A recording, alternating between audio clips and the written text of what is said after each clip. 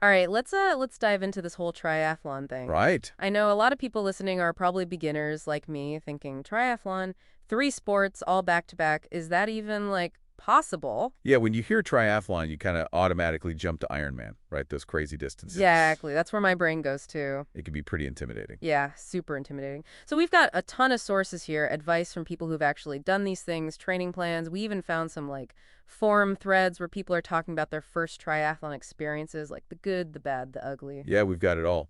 And the goal here is to kind of like pull out the most useful stuff, the stuff that'll actually help you, the listener, get a sense of what this is all about and maybe even feel confident enough to actually give it a try. Because that's the mission here, right? To kind of demystify triathlons, especially for those of us who are just starting out.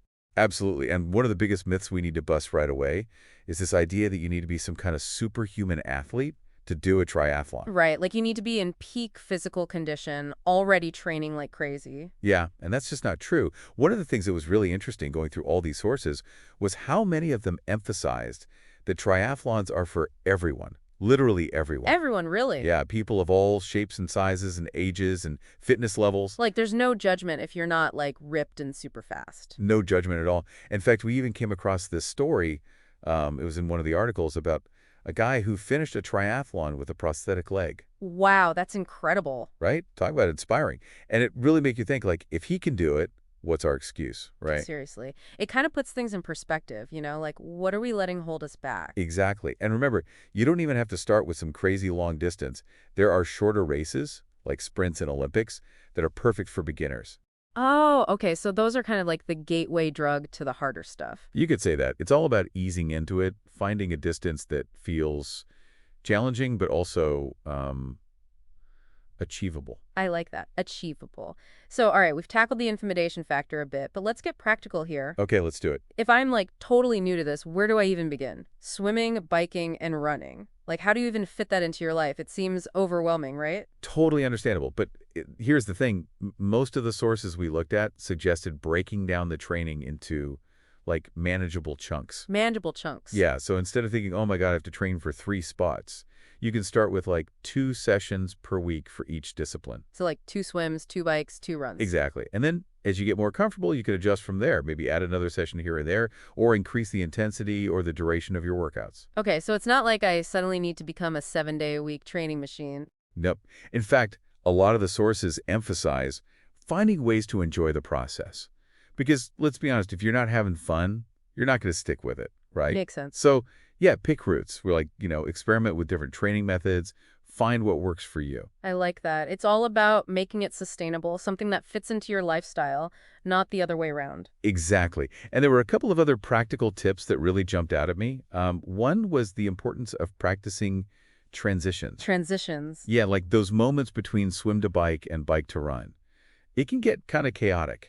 Oh, yeah, I can imagine. Like trying to put on your helmet while you're still dripping wet or fumbling with your shoes. Exactly. And you don't want those little things to throw you off your game on race day. So basically, practicing transitions is like a dress rehearsal for the real thing. Yeah, exactly. Just getting comfortable with the flow, minimizing those little hiccups that can cost you time and energy. Okay, so add that to the to-do list. Practice transitions, even if it's just in my living room. Exactly. Now, another thing that kind of makes me nervous is, well, the swimming part. Yeah, the swim, it's definitely the biggest hurdle for a lot of people. Right? Like I can bike, I can run, but swimming, I'm not sure about that. And you know what's interesting? One of the sources, it was from someone who'd done like tons of marathons, so they had the endurance part down. They said that all that running experience didn't magically make them a good swimmer. Really? You'd think it would translate, right? Like you're already fit, you have the stamina. You'd think so, but it turns out it's all about technique, especially for swimming. So it's not just about powering through it, it's about being efficient in the water. Exactly. And that can make a huge difference in like how fast you swim, how much energy you use, and even how much you enjoy the whole experience. So what's the best way to work on technique? Like, do I just need to swim more? Well, swimming more will definitely help, but a lot of the sources recommended actually taking lessons. Like adult swim lessons. Yep, you'd be surprised how many pools offer them. And it's a great way to get personalized feedback. Someone to actually watch you swim and point out what you're doing well and what you can improve. Okay, technique over brute force. Got it. All right, now let's talk about something that always stresses me out. The gear. The gear, yeah, that can be a whole rabbit hole. Right. Like, do I need to spend a fortune to get started with triathlon? Because honestly, that's kind of what I'm picturing. And that's actually a really common misconception, and a lot of the sources addressed it head on. Okay, good. The biggest mistake people make, especially beginners, is overspending for a fancy bike. Really? But I thought the bike was like the most important part. It is important, but a bike that fits you properly and is comfortable for you will outperform a top-of-the-line model that doesn't fit right. So it's not about flashing the brand name, it's about functionality. Exactly. And that's good news for your wallet. One of the sources even broke down like a realistic cost estimate, and you could find a decent starter bike for a very reasonable price. That's a relief. Okay, any other ways to be smart with the spending? Because this is already starting to feel like it could get expensive. Definitely. A few of the sources recommended looking for used gear like race wheels or checking out discounts for like slightly older models of wetsuits. Oh, that's smart. Yeah, little things can add up too, like using elastic laces on your running shoes so you don't have to tie them during transitions. That's brilliant. Shaving off every second counts, right? Exactly. Every second counts. Okay, now that we've kind of like eased your mind about the gear situation, let's talk about race day itself. Oh boy, race day. What should I actually expect? Because I'm thinking like chaos, panic, everything going wrong. Well, the sources we looked at were actually pretty honest about the challenges. It can be tough out there. You might experience swim panic. You might hit an unexpected headwind on the bike. Your legs might feel like jelly during the run. Oh wow. Okay, you're not sugarcoating it, which I appreciate. Nope. It's important to be realistic, but also to remember that it is doable. Do Yeah, and that sense of accomplishment when you cross the finish line, that's what makes it all worth it. Okay, I'm trying to hold on to that image, that finish line feeling. Good. And to help you get there, preparation is key. Preparation, like in what sense? Well, first of all, make sure your gear's organized. Like, actually visualize yourself going through the transitions and think about what you'll need and where you'll need it. Okay, so like pre-race organization. Exactly. And then practice those transitions, remember? Right. Living room dress rehearsals. Exactly. And think about your nutrition, too. What are you going to eat before the race, during the race? Those things can make a huge difference in how you feel. So it's not just about physical training, it's about like strategizing and planning too. Absolutely. And there was another tip that I thought was really interesting about seating yourself in the swim. Seating. Yeah, it's about where you position yourself at the start of the swim. If you're a slower swimmer, don't line up at the front with all the fast folks. Oh, that makes sense. So basically, start with a group that matches your pace. Exactly. It'll make the whole swim feel less chaotic and overwhelming. Less panic in the water. Got it. And then once you're out there, remember to focus on pacing, not speed. It's about consistent effort across all three disciplines, not burning out the first leg. So it's a marathon, not a sprint, even though there's actual sprinting involved. You got it. Okay, now we have to talk about the mental game, because I feel like that's a huge part of this. Absolutely. Triathlon is as much a mental sport as it is a physical one. And one of the sources I remember really stood out to me talked about how supportive the triathlon community is. Yes, that came up a lot, actually. Like, it's not about cutthroat competition. It's about celebrating everyone's journey. Exactly. It's about encouraging each other, supporting each other. I love that. And that's actually a perfect segue into our next topic because finding that support system, whether it's a training buddy or a local tri club, can make all the difference in the world. Okay, let's talk about finding your tribe. Let's do it. Okay, so community is important, definitely. But, back to the race itself for a minute. I'm still kind of hung up on that open water swim. Yeah, the open water swim, that's a big one for a lot of people, especially beginners. It's one thing to be in a pool, right, where you can see the bottom, there are lane lines. Yeah, it's controlled. Exactly. But then you get out into a lake or the ocean, and it's just like all this open space, and you can't see anything. Yeah, and there are other swimmers around you, and it might get bumped, and it's easy to feel kind of lost and disoriented. Exactly. It's like a recipe for panic. It can be. But, a few of the sources actually had some interesting tips for overcoming that fear. Oh, really? Like what? Because I'm all ears. Well, one of them, and this one was kind of surprising, suggested starting your open water training in like a muddy pond. A muddy pond. Yeah, like with leaves and twigs and who knows what else lurking beneath the surface. That doesn't sound super appealing or like hygienic. I know, right? But the idea is that if you can handle swimming in those conditions, where you can't see anything and things are brushing against you, the open water might feel less intimidating. Oh, I see. It's like a form of exposure therapy, right? Like facing your fears in a more controlled environment. Exactly. Okay, I kind of get that. But what about like when you're out there in the open water and you lift your head up to make sure you're going in the right direction and you suddenly feel completely disoriented? Yeah, sighting. That's a crucial skill for open water swimming. Sighting. Yeah, basically being able to spot those buoys without like losing your rhythm or your stroke. Right, because if you're constantly lifting your head up, you're going to tire yourself out and you're not going to be swimming efficiently. Exactly. So, how do you practice that? Yeah, how do you practice sighting? Do I just like keep looking up while I'm swimming laps in the pool? You could definitely practice in the pool, yeah. It might feel a little silly, but the key is to find a rhythm that works for you, like lifting your head just enough to get your bearings without disrupting your stroke too much. Okay, so finding that sweet spot between like knowing where you're going and maintaining your momentum. Exactly. And then once you get into open water, it's about like picking a landmark on the shore or focusing on a distant object to help you stay on course. Okay, so we've got the mental game, we've got the navigation down. What about actual technique? Is there anything like specific I should be working on to improve my swimming? Remember that analogy we talked about earlier about the dowel rod? The dowel rod. Oh, right, like imagining a rod running through your body as you swim. Exactly. It helps you visualize that long, smooth stroke that's so important for efficient swimming. And then there's bilateral breathing. Bilateral breathing. Yeah, being able to breathe comfortably on both sides. Okay, I'm going to need you to break this one down for me because I'm a right side breather all the way. Why would I need to learn to breathe on my left? It's all about like flexibility and adaptability, especially in open water. Think about it. What if there are waves splashing on your right side or other swimmers crowding you?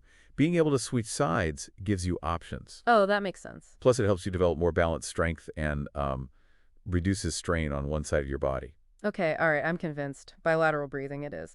But how much actual swim training should I be doing each week? Most of the sources recommended aiming for at least 2 swims per week and then gradually increasing the distance as you get stronger. 2 swims a week? Okay, I can handle that. I'm actually starting to feel a little more confident about this whole swimming thing. Good.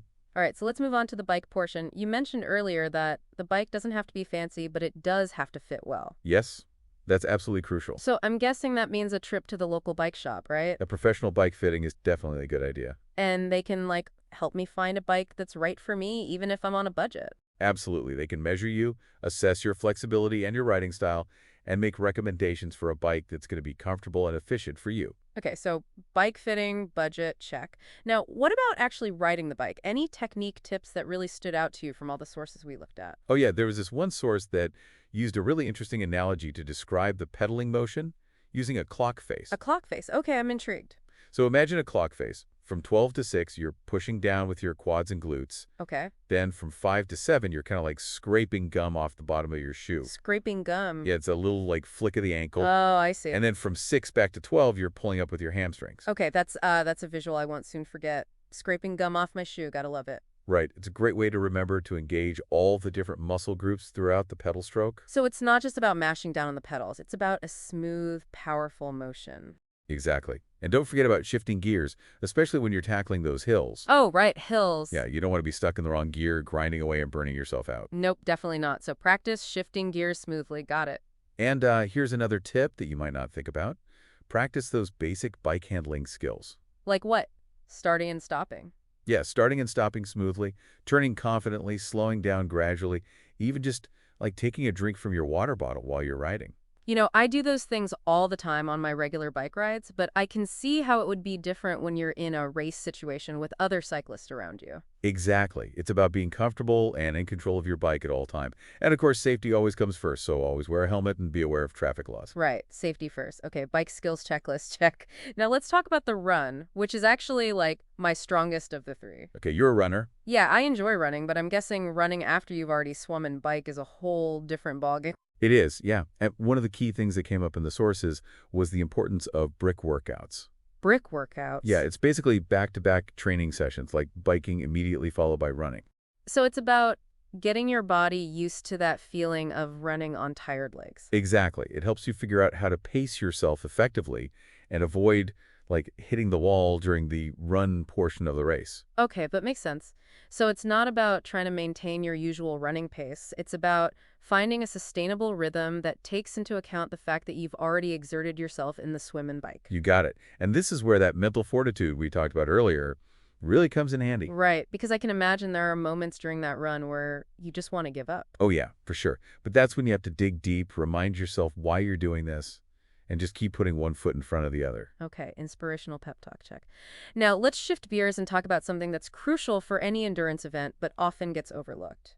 Nutrition. Ah, yes. Fueling for the race.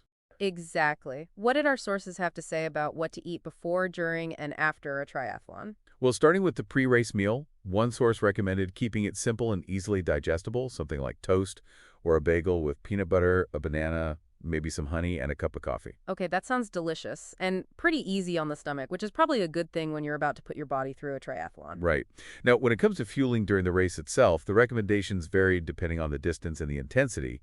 But one common suggestion was to take energy gels with caffeine every 45 minutes or so. So it's not just about staying hydrated, it's about replenishing those energy stores as you go. Exactly. And this is where, like, personalizing your nutrition plan comes in. Because what works for one person might not work for another. Exactly. It's a good idea to do some research, experiment a bit during your training, and maybe even consult with a sports nutritionist to figure out what your body needs. So think of nutrition as another training tool, basically. Exactly. And speaking of training, let's not forget about recovery. Oh, right, recovery. I imagine after a triathlon, my body's going to be pretty beat up. Yeah, it's definitely important to give yourself time to rest and replenish those energy stores. So like ice baths, foam rolling, all that good stuff. We can dive into some specific recovery strategies in the next segment. Sounds good, but before we move on, are there any other like key takeaways from the sources that really stood out to you? One thing that really resonated with me was the emphasis on choosing the right race for your first triathlon. Right, like don't feel pressured to jump into an Ironman right away. Exactly. Start with a shorter distance to get a feel for the experience, build your confidence, and, just enjoy the process. Yeah, no need to go from 0 to Ironman overnight. And remember, it's okay to walk during the run, take breaks during the swim, and just focus on finishing the race. That's such a good point. It's not about being perfect, it's about celebrating the accomplishment of completing a triathlon, no matter what your pace or your time is. Absolutely. And on that note, let's move on to our final thoughts and leave our listener with some inspiration to take that first step toward their triathlon goals. So we've talked about a lot, huh? Like all the stuff, training, gear, the mental game, even nutrition. Yeah, we really covered it all, from those first-timer jitters to that amazing finish line feeling. It's been quite a journey. But we can talk about it all day long, but it's different when you actually take action, right? Oh, absolutely. Like actually getting out there and doing it. So thinking back on everything we've discussed, what surprised you the most? What really like shifted your perspective on triathlons? It was the accessibility of it all. So many of the sources talked about how anyone can do a triathlon, no matter their background or fitness level. Right. Like it's not just for super athletes. Exactly. And that really struck a chord with me because, honestly, I used to think triathletes were these, like, superhuman beings, you know? Me too.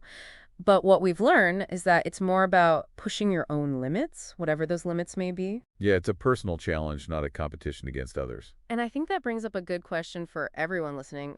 What's holding you back? Yeah, what is it? Is it fear? A busy schedule? Maybe you just don't know where to begin? All valid concerns, but what if, instead of focusing on the reasons not to do it, you focus on that one reason why you should? Oh, I like that. It's a mindset shift, right? Totally. Instead of saying, I don't have time, you say, I'm making time for this, for me. And think about how amazing you'll feel when you cross that finish line. It's like the ultimate reward for all your hard work. And that sense of accomplishment, it can spill over into other areas of your life, too. Oh, absolutely. It's a confidence booster, for sure. So here's the challenge for everyone listening. What's the smallest step you can take today to move closer to that starting line? Yeah, what's one tiny action you can take right now? Could be anything, really. It could be researching local tri clubs, finding a beginner training plan online, Maybe dusting off that old bike in the garage. even just watching a YouTube video about proper swimming technique. The point is to start, right? Exactly. Every journey begins with that first step. And remember, you don't have to do this alone. The triathlon community is so welcoming, so supportive. Find your tribe, find your We'll people. be there to cheer you on every step of the way. So, yeah, embrace the challenge, dive in, and get ready to experience the world of triathlon. You might just surprise yourself with what you're capable of. You really might. And hey, who knows? Maybe we'll see you at a race sometime. That would be awesome. Until then, keep training, keep pushing, and keep believing in yourself. You got this.